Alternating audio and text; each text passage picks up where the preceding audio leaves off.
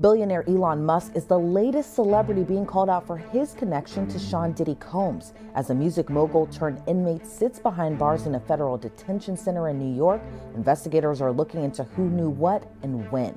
We're discussing how Elon Musk could end up in the spotlight as Combs' legal troubles continue to mount. Welcome to Sidebar, presented by Law and Crime. I'm Elizabeth Milner, in for Jesse Weber. Billionaire businessman Elon Musk's own comments have him in some hot water online. Some are calling him out as hypocritical for questioning who might have known about the indiscretions of Sean Diddy Combs. Last month, the federal grand jury for the Southern District of New York indicted Combs on charges of racketeering conspiracy, sex trafficking, and transportation to engage in prostitution. Prosecutors allege Combs was the leader of a criminal enterprise that focused on fulfilling his sexual fantasies. Multiple civil lawsuits, as well as the criminal indictment, describe what Combs calls freak-offs, or FOs.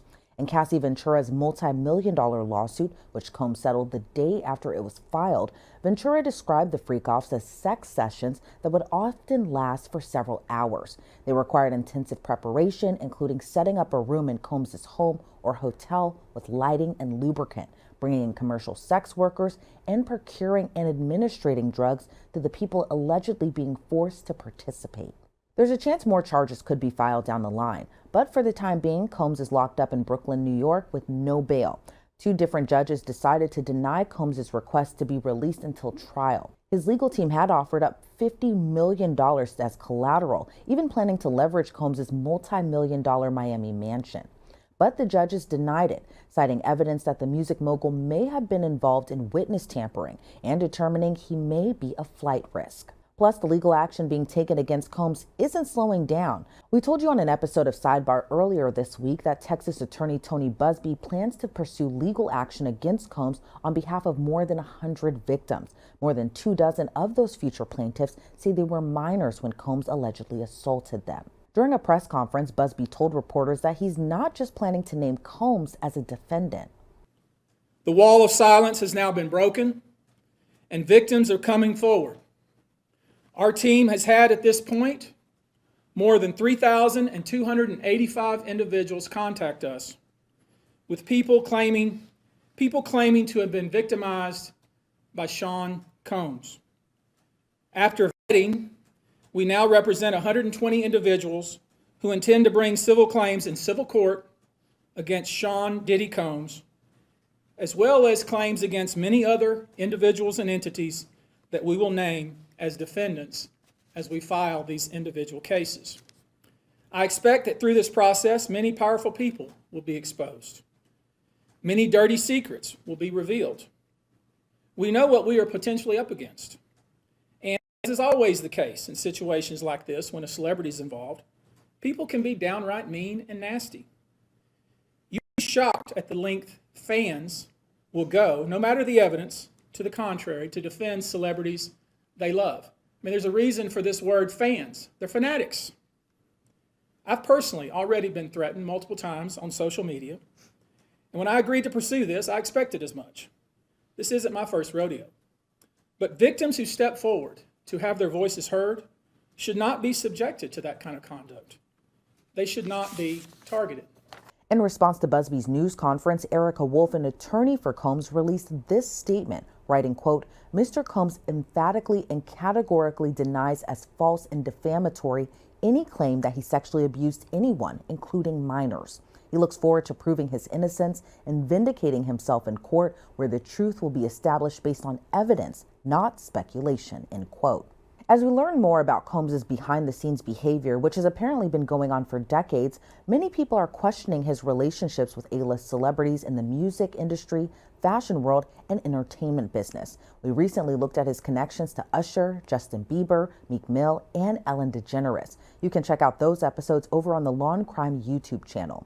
The latest person in the sights of critics is Elon Musk, the man behind Tesla, SpaceX, and the site formerly known as Twitter. On Tuesday, a user tweeted how many other cases are like this that we don't know about in the music industry, seemingly referring to instances of assault and abuse. Musk responded with, "Good question. Then on Wednesday, after Busby's news conference, Musk shared a screenshot of an article from the Daily Mail headlined, "Diddy accused of abusing a 9-year-old boy and spiking drinks with horse tranquilizers," as 120 victims come forward with shocking claims. Musk added the comment, "How many people in music and entertainment knew about this?" This sparked a lot of discussion in the comments about his own connection with Combs. Singer and reality TV star Aubrey O'Day retweeted Musk saying, "Ask your friends, they will tell you."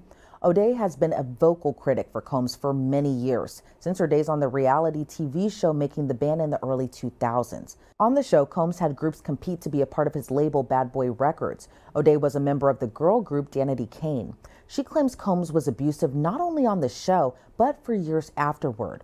She claims she was fired from Danity Kane for refusing Combs' sexual advances. O'Day also tweeted a broken heart emoji saying, quote, "I ask the universe to project love to those suffering that we cannot reach. Please grant them an internal perspective that helps them to see beyond the here and now and help any victim foster a worldview that this man's abuses cannot ever penetrate. All of you who knew who he was, that paid this man with money or opportunity or enabled him to continue, you all have blood on your hands. I know who you are. You know who you are. Good luck." Combs' most notable connection to Musk involves Musk's takeover of Twitter, which he rebranded as X. Two New York Times reporters, Katie Conger and Ryan Mack, wrote a book about the huge purchase called Character Limit. According to their account, Musk has spoken about Combs in meetings with executives, seemingly as a way to dispel concerns about racism. Musk reportedly addressed a man named DeTavio Samuels, who was CEO of media startup Revolt TV, which Combs founded. Samuels was expressing concerns about potentially racist rhetoric increasing on X thanks to new policies. The authors claim that when Musk reportedly said, quote, "I don't know if you know this, but Puff is an investor in Twitter. You know he's a good friend of mine. We text a lot," end quote. Puff is, of course, one of the many names Combs used during his long music career. Other executives who were present told the authors that the whole exchange was embarrassing. When Musk bought Twitter for $44 billion in 2022, there were rumors about who might have contributed their own funds. That actual shareholder list was revealed during a federal lawsuit over Musk's alleged failure to pay arbitration fees. Sean Combs Capital LLC was on that list. The court document did not reveal how much money each contributor put in, but Combs is rumored to have invested $10 million. Combs' legal team has filed another appeal for bail, and he's expected to be back in court next week. There are a lot of tough stories that we cover here at Law and Crime, and part of the reason we're able to keep bringing you these types of stories is because of our great sponsors. So I want to really quickly thank Upside for sponsoring us. If you're wondering what is Upside, well, it's a free app that gets you cash back on daily essentials like gas and groceries. And it's actual real cash back too. The money appears in your Upside app that you can transfer straight into your bank account. So here's what you do. You download the Upside app, then claim an offer for whatever you're buying on Upside. I went to 7-Eleven, got some candy, some other snacks, used the app, and honestly, it's super simple. You can use the app at places like Shell, Exxon, and fast food favorites like Taco Bell, and that's just to name a few. So to find out how much you could earn, download Upside or click the link in the description and use our promo code SIDEBAR to get 25 cents back on every gallon on your first tank of gas. Again, that's promo code SIDEBAR for an extra 25 cents back on your first gallon of gas. Well, we have a lot to break down, and joining us to discuss it further is former federal prosecutor and president and co-founder of West Coast Trial Lawyers. That's Nima Rahmani. Nima, always great to have you on. It seems like a lot of celebrities who have been known to mingle with Diddy have come under fire or scrutiny after his arrest. But what are your thoughts on Elon Musk's comments about who else knew about Diddy's alleged behavior, given he reportedly said he and Combs used to text a lot? And no question, every single day it seems like another celebrity, whether it's in Hollywood or in Elon Musk's case, some other part of the country, is being wrapped up in the Combs investigation. And there's a lot of people that maybe regret some of the pictures and tweets they had sent, because apparently, allegedly, if you believe the victims, that there were a lot of other people who participated in these sex acts. And some of the victims are even saying that there are people who are even more well-known and more famous than Diddy. And I could probably count on maybe two hands the number of people who are more famous than Diddy. And not to accuse anyone of anything, but of course Elon Musk would be one of them. And it seems that Diddy's connection to Musk really stems from Musk's purchase of Twitter, now known as X. But what are your thoughts on the backlash that he being Elon Musk, received from posting that comment on social media? Given Elon Musk's power and connections into Hollywood, do you think he made that comment to spark conversation about the newest allegations Diddy faces, or to kind of be controversial in a way? Well, Musk is no stranger to controversy, and he'll dive right in, whether it's, a political firestorm, obviously buying Twitter and taking it private. And apparently Combs was an investor in Twitter, or at least according to Musk. So obviously they have some sort of professional relationship. It appears they have a personal one as well. They've been photographed together at the Chappelle comedy show, I believe. I don't know if there's any pictures of Musk at one of Diddy's parties, and certainly we haven't heard anything about him being at one of the freak offs. But obviously more and more people are coming forward every day. We have male and female sex workers. There's allegations of sexual abuse of minors. If you believe the lawyers who are representing some of these civil plaintiffs, they're going to file more than 100 lawsuits in the coming weeks and months. And of course, we already know that there's 9 or 10 plaintiffs who have already come forward and filed. And of course, we'll deep dive into that in just a little bit. But for now, it was also interesting to see Aubrey O'Day's response when she replied, "Ask your friends." What do you make of that response, especially given that in a way Diddy's behavior was this kind of open secret in Hollywood? It really was one of the worst kept secrets in Hollywood. And obviously, there were rumors about what happens at his infamous parties for years. And it really took Cassie Ventura to come forward. Obviously, that's Diddy's longtime girlfriend of more than a decade. And once she filed her lawsuit back in November, that really sort of motivated others to come forward.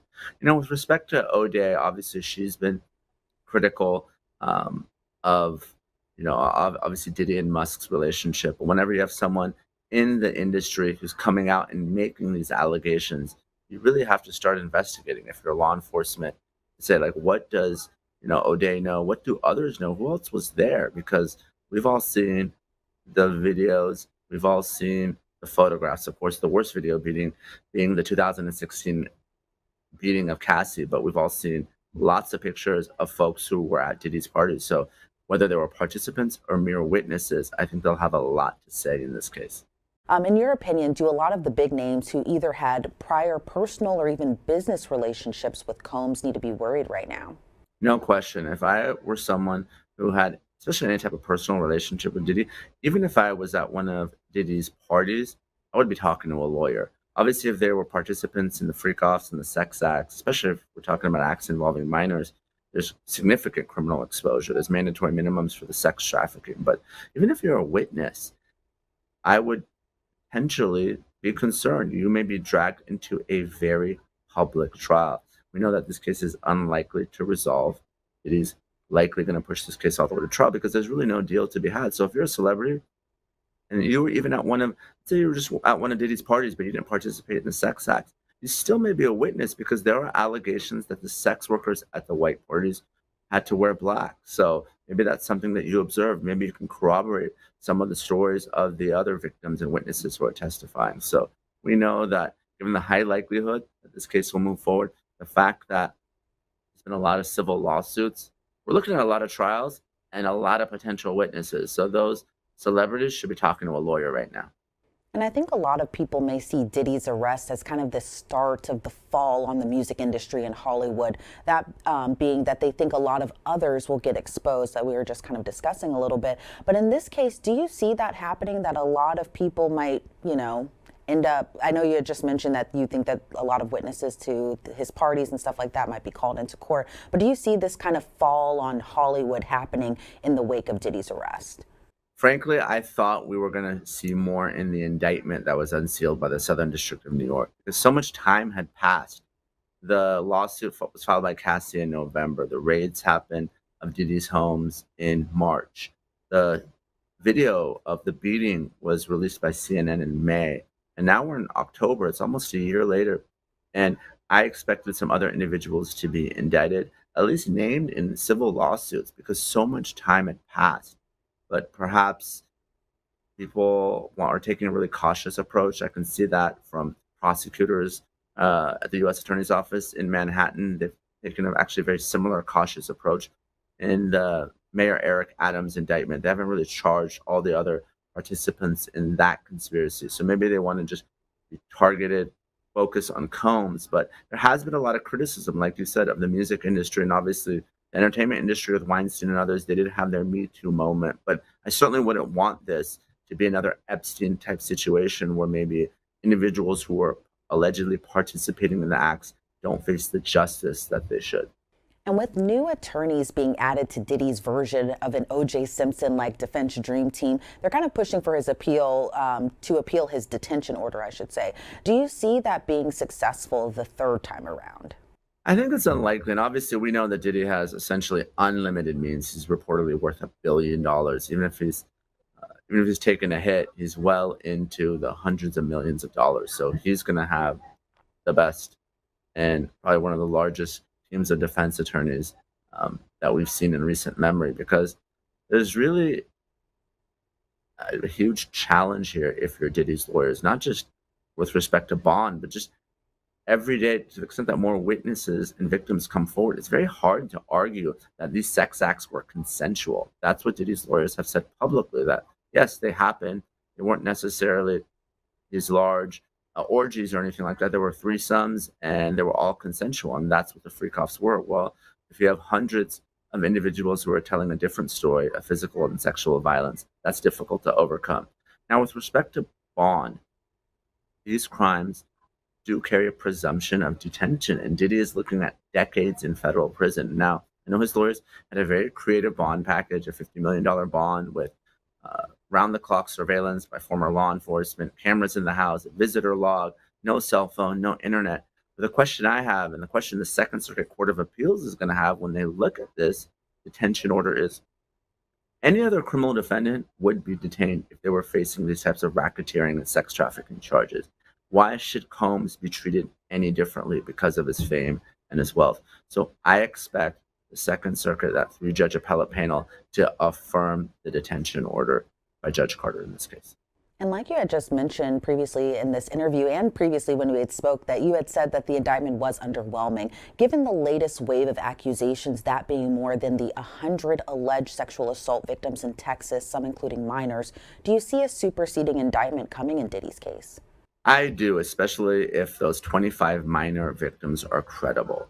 U.S. Attorney Damon Williams said the investigation is ongoing, and I don't think he can ignore minor victims. And minor victims are important for a couple of reasons. One, obviously, our laws are supposed to protect minors. That's what they're there for. But minor victims can't consent to sexual activity. So the difference between consensual sex and sex trafficking is force, fraud, or coercion. That's why Diddy's lawyers are saying that it was consensual. That's going to be their legal defense in the case.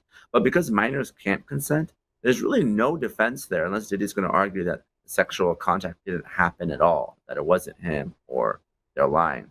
So it's important both in terms of protecting the victims, but also to really get around one of Diddy's key defenses in the case. Now, say that you're prosecuting this case and putting your prosecutor hat back on. What kind of evidence are you going to be tackling if you were the one to be trying Diddy's case? The best evidence in this case is the video evidence, because witnesses can lie, even victims can lie, but video doesn't lie. And the example I like to give, I keep going back to that video at the Intercontinental Hotel here in Los Angeles, where I am, Combs beating Cassie. The reason why that's so important is up until that moment, Diddy and his lawyers, their strategy, both legally and in the press, was to deny. And after that video, there's no denying that an assault happened. So Diddy came forward. He gave I would say, not a wholehearted apology on social media, but he did say something. It just goes to show the power of video evidence. So apparently, if you believe the victims and you believe Cassie, which I do, he recorded many of these sex acts, and he maybe did so to have a leverage over the other participants, maybe blackmail them or extort them. The irony here is, of course, that those videos are going to be used against Diddy at this trial. So he may have created the evidence that may ultimately convict him. All right, Nima, I really appreciate your time and insight to this case. Before we sign you off, anything else you'd like to add? No, this case has everything. It has celebrities, it has sex, it has drugs, it has violence. I mean, that's why we're going to be tuned to this for the coming months and maybe even over a year. All right, Nima Rahmani, again, I appreciate your time today, and thank you. It's always great to see you. Thanks for having me. Well, that does it for this episode of Sidebar. You can check out more episodes and subscribe to us anywhere you listen to your podcasts, whether it's Apple Podcasts, Spotify, or YouTube. I'm Elizabeth Milner in for Jesse Weber, and this has been Sidebar presented by Law&Crime.